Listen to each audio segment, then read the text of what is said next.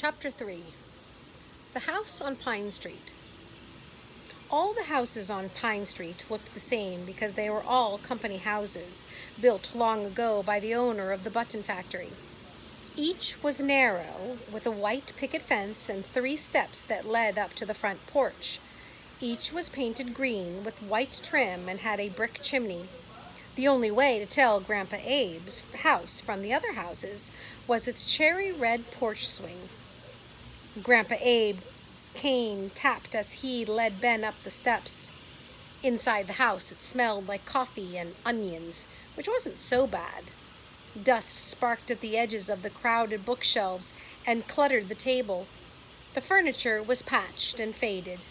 Stuffing leaked from the sofa pillows, and the entire house was the size of Ben's father's garage. "Not much to look at, but it's home," Grandpa Abe said.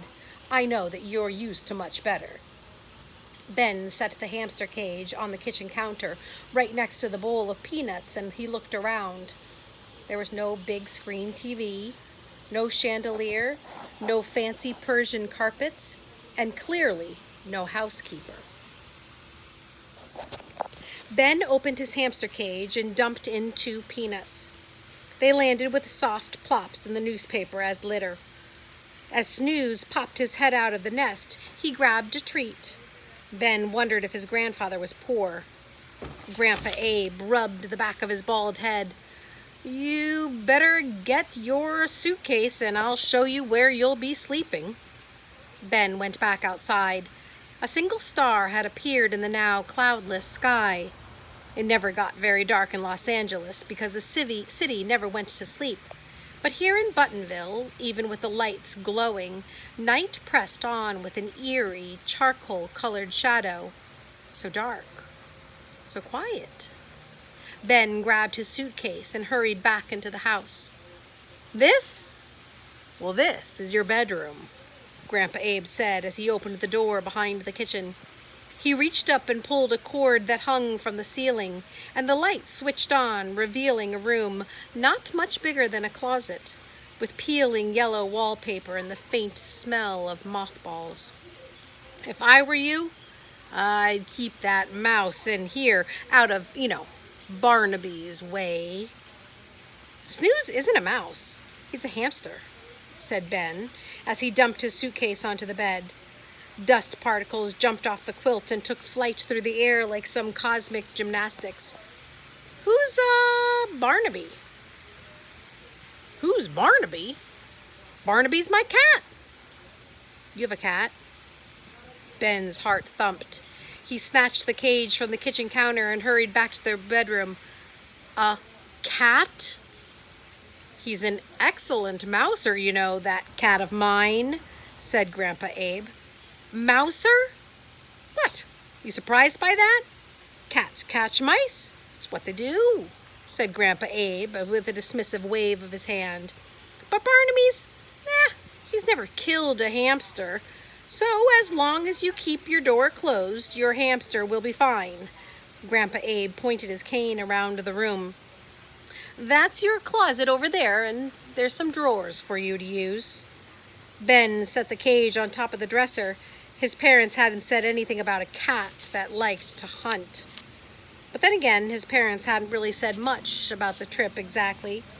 "We need time alone to work out some troubles, so we're sending you to stay with your grandfather," they said. Grandpa Abe hobbled over and sat down at the end of the bed.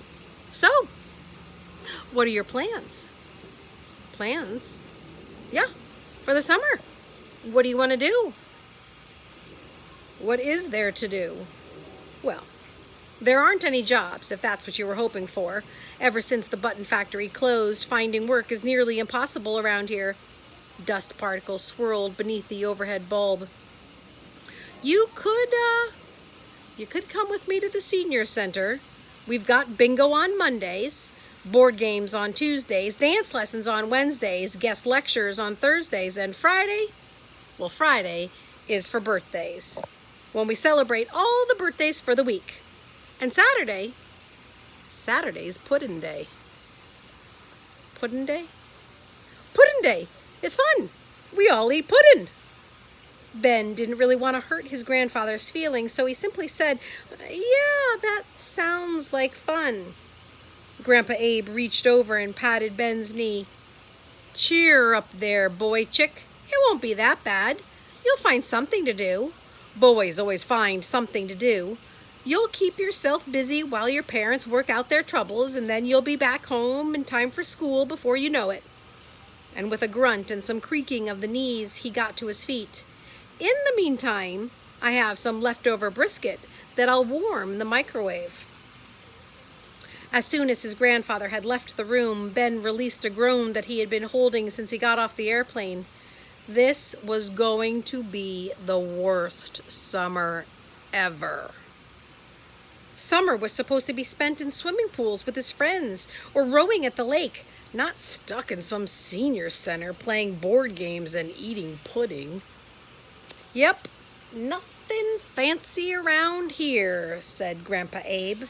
15 minutes later, as they sat down at the kitchen table, he handed Ben a chipped plate and a fork with a bent handle. "Been living like a bachelor here for 20 years. Don't really care much if things are fancy.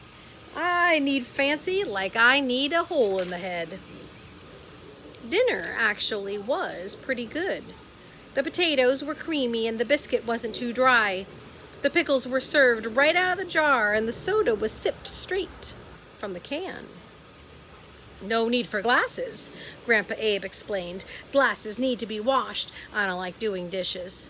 He nodded toward the stack of dirty dishes that towered in his sink. Grandpa Abe didn't seem to care much about manners either. He chewed loudly and scraped the last bits of food right off his plate into his mouth. After a loud burp, he wiped his mouth on his sleeve. Ben looked around. Napkins didn't appear to be part of Grandpa Abe's world, so Ben wiped his mouth on his sleeve, too. "Let's go sit at the stairs and count the stars," Grandpa Abe said as he reached for his cane. "And maybe we'll catch a glimpse of that bird, the one big as a helicopter." He winked at Ben, clearly still believing that the bird had come from Ben's imagination. As Ben carried his plate to the sink, he pictured the blonde girl. "Dragon," she had mouthed. Ben frowned. He didn't think for an instant that the rope-tailed bird was actually a dragon. Dragons weren't real. Dragons were stories. And that's all he knew about dragons. But the bird was something. And if it wasn't a dragon, then what was it?